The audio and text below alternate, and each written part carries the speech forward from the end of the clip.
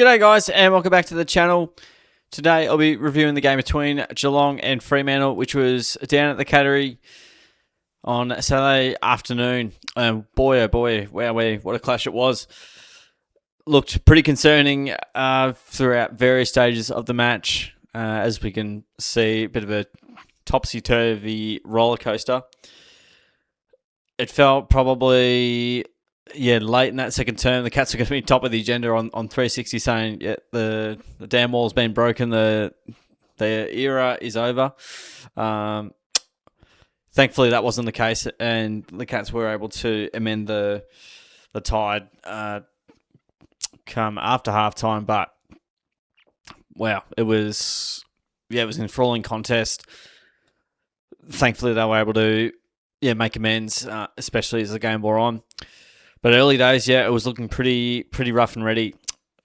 Oftentimes, if you see a team, especially down at the Cattery, kick a score like Freo did in the opening term, you go, well, it's either going to have to take a miraculous comeback or it's going to be one of those games where, you lose by 2 goals, 3 goals, whatever it might be, a really close margin. And you look back and just go, well, we didn't lose it at the end. We lost it, at the very start of the game. But thank the footy lords that they were able to, get some ascendancy basically post quarter time. But I guess it's probably good to talk about the first term and where things were going wrong. Geelong were able to get a bit of scoreboard pressure. It was hard work early, but Dockers inside the contest, post contest, just did not have enough pressure on them, and they were able to move the ball at ease. The amount of Dockers players running past Cats players, the amount of freedom that they sort of had afforded to them early days to, there just wasn't much in terms of the pressure. They were able to use their skills really well and make Geelong look pretty second rate. We were looking like a bottom 4 side throughout that first sort of quarter and a half, especially that first term where the Dockers were just getting really easy sort of goals. Just not enough in terms of trying to stop what they were doing. Kudos to them. They did all they could do to set themselves up for a win. And it was just really clunky for Geelong. They weren't able to get that transition game happening. Dockers' pressure early was really good.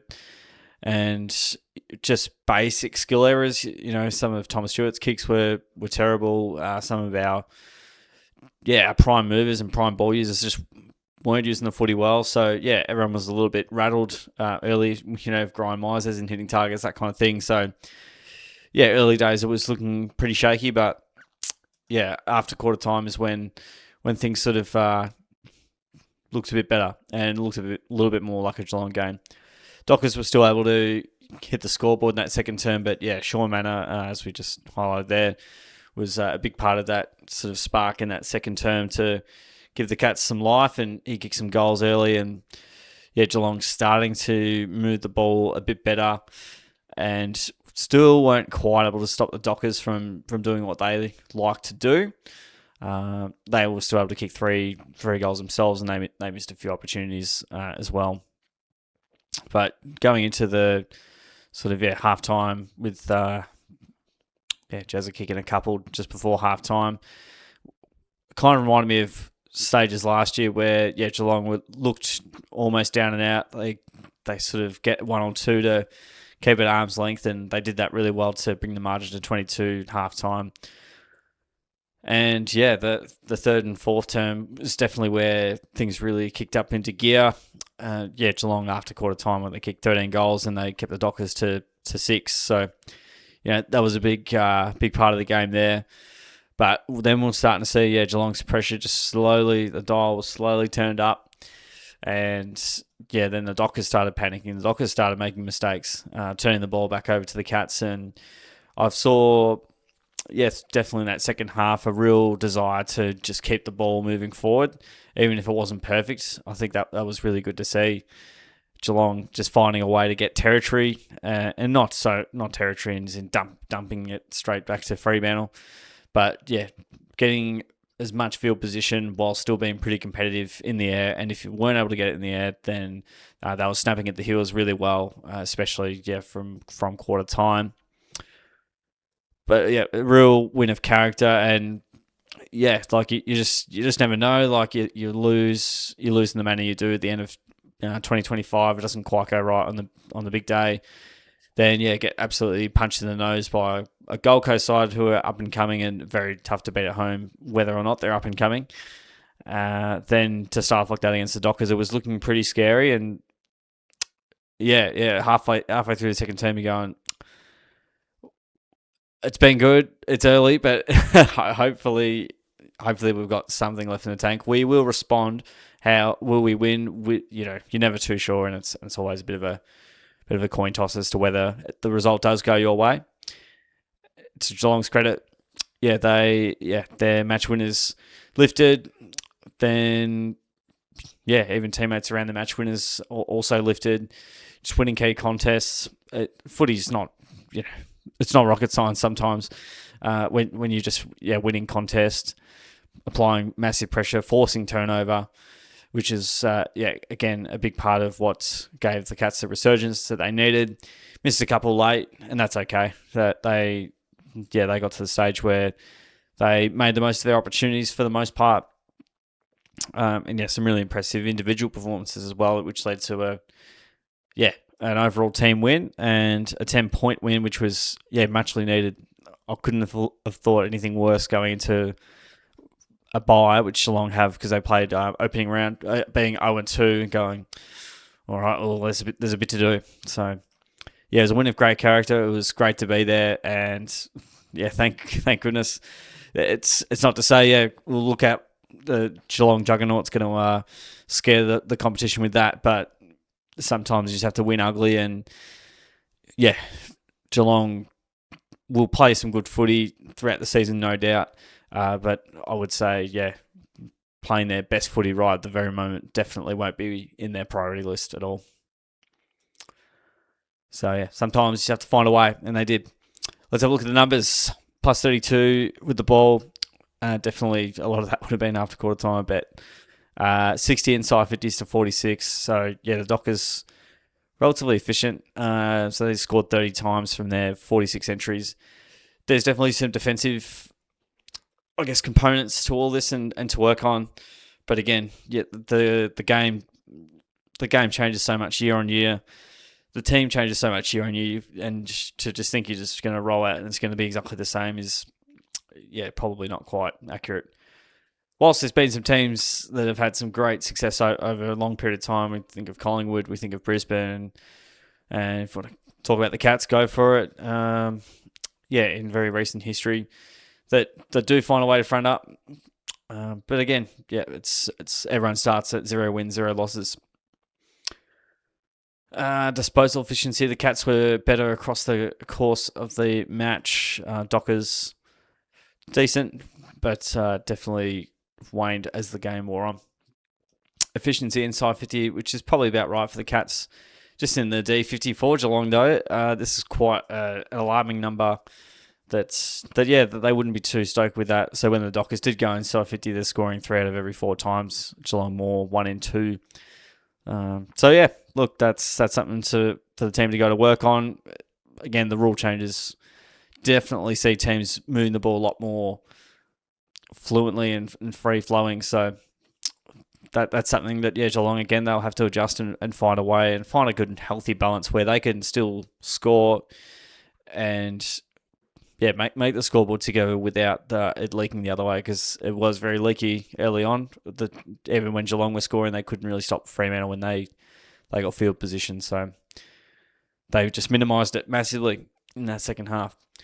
+9 on the free kick count. I don't really see much for discussion there. Both umpires did some good calls for both sides. Umpires missed some calls for both sides. I think that's pretty standard. +19 in the headouts. Lukey Jackson had a pretty big game. The clearance count was quite interesting though. The Dockers +14 couldn't convert that into, I suppose, as much inside 50 damage as Geelong did from only 28 clearances, which is quite bizarre. Centre bounce though, a little bit more even, but again, the Dockers were really good out of that. part of the ground. Around the grounds is something Geelong can struggle with at times. +8 for the Dockers there. They were really good in that department. Contested ball, again, Dockers +12. Cats won on the outside, though, and made the most of their possession on the outside. Turnovers more for the Dockers. And, Cats control a lot of the footy, a lot of marks. Dockers were definitely free-flowing. A lot less control, more chaos from the Dockers, as opposed to the Cats, who got chaotic as things progressed.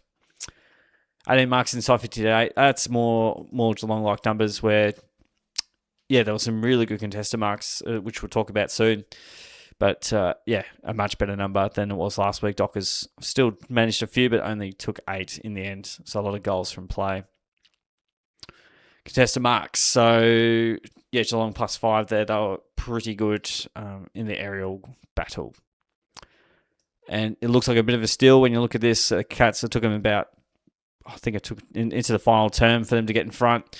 So, Dockers led for most of the match. Led by 35 late in that second term. And, just weren't able to hang on for 4 quarters. Dockers out-tackled the Cats. But, the amount of holding the balls that Geelong got from tackles was really good. Great pressure as the game continued. Tackles inside 50. Dockers were really good there. Geelong definitely ramped up the tackle numbers there.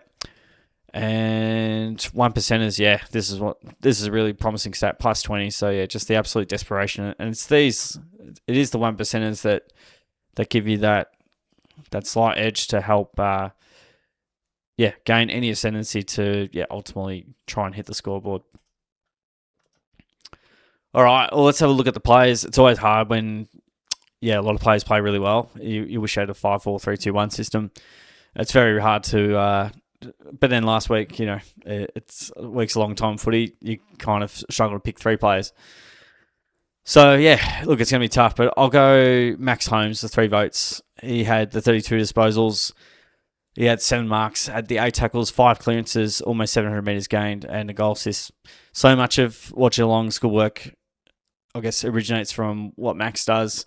Feels like, he sometimes dictates how the game's going to pan out.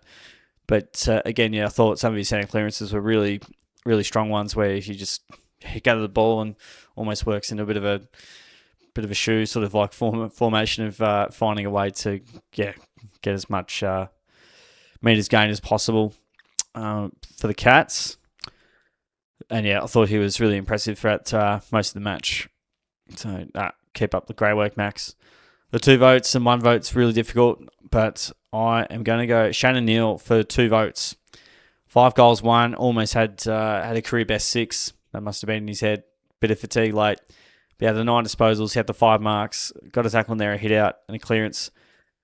Can't really say it's a coming of age game because I'd have to say that's probably happened in the last 2 seasons. But Freo defence, not easy to beat and to convert the way he did. We don't win the game without Shannon Neal kicking 5. I thought he was super influential, and some of those contested marks were, real authoritative.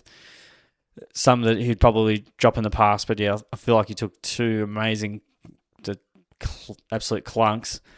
And then, he had one in the final term as well, which was pretty much a mark and then sort of spoil that. But they called it a mark, free kick, whatever it was.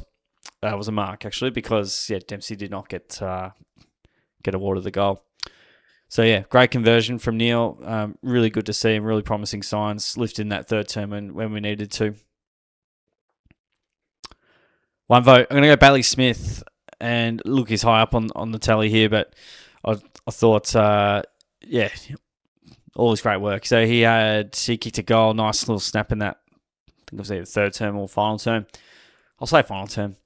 He had the 31 disposals, 7 marks, 4 tackles, 3 clearances, and almost had 700 metres gained, 2 goal assists as well. So again, it was absolute workhorse. When things weren't going well, he was doing everything he could, running from half back, running carry from him, was significant and gave Geelong field position where possible.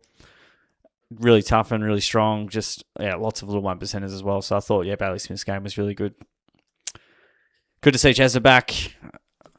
In hoops, he kicked 3 goals for the 23 disposals, 10 marks. He was working overtime. Yeah, one of the unlucky players not to get a vote. Might have got one had he kicked it a little bit straighter, but yeah, he was very active and hitting the scoreboard. Tommy Stewart had a great turnaround. He had 27, 10 marks. Also set up a goal as well. 500 plus man his game with Jez. Yeah, first half you're going to go, oh, geez, the game passing him by. And then by the end you go, gee whiz, this guy's all Australian capability. So, yeah, it was a bit of a game of two halves, that's for sure. And players by the end of it look like absolute superstars. So, yeah, it was really good to see the Thomas Stewart that we know and love. Good to see Tanner back at the Cattery as well, and he had the 24 disposals, 4 marks, 4 tackles, 4 clearances from only 63% game time, mind you. Guys up here have had lots and lots of game time. They're managing Tanner's minutes really well. Yeah, I had a couple of fumbles, but in general, I thought he was really prolific and good with the ball, and he doesn't panic. Lawes was pretty solid, had the 22, took the 9 marks as well. So yeah, he was rebounding quite nicely. A couple of tackles in there for Lawes as well. Very excited to see some of that state of origin form come out as the season goes on. But yeah, he was good. Grime was really prolific as well with the ball. He had the 25 disposals that took the 5 marks, a couple of tackles, a few clearances, 3 goal assists. We know he loves to hit the scoreboard. And yeah, look, there was a couple of times where he didn't lace out the target. But again, yeah, he was really important. And it was good to see him have a crack in the midfield.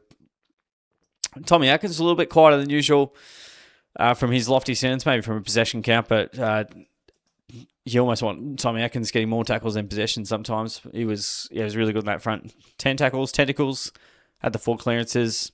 Really strong around the ground as always. Really like Sean Manners' game. He could have had a really, really big day. Kicked a little bit straighter, but yeah, he had the 3 goals, 16 possessions for him, 3 marks, tackle clearance, and also set up a goal. So yeah, he was very active up forward and a real spark right when Geelong really ended it in that second term. I think he kicked 3 in the second and Neil kicked 3 in the third. So yeah, there was shows going on everywhere. Then we go to Blitzarves, who had the 17 disposals, took a couple of marks as well. He had 4 tackles, a little bit of ruck work, and a few clearances. We know he puts his heart and soul out there every week. Hopefully less ruck time for him to have a bit more rest and just whether he's on the wing, halfback, wherever we sort of need him. But Blitz was good. Jack Henry popped up forward, kicked a goal. He had the 13 disposals, took 7 marks as well. Had a tackle.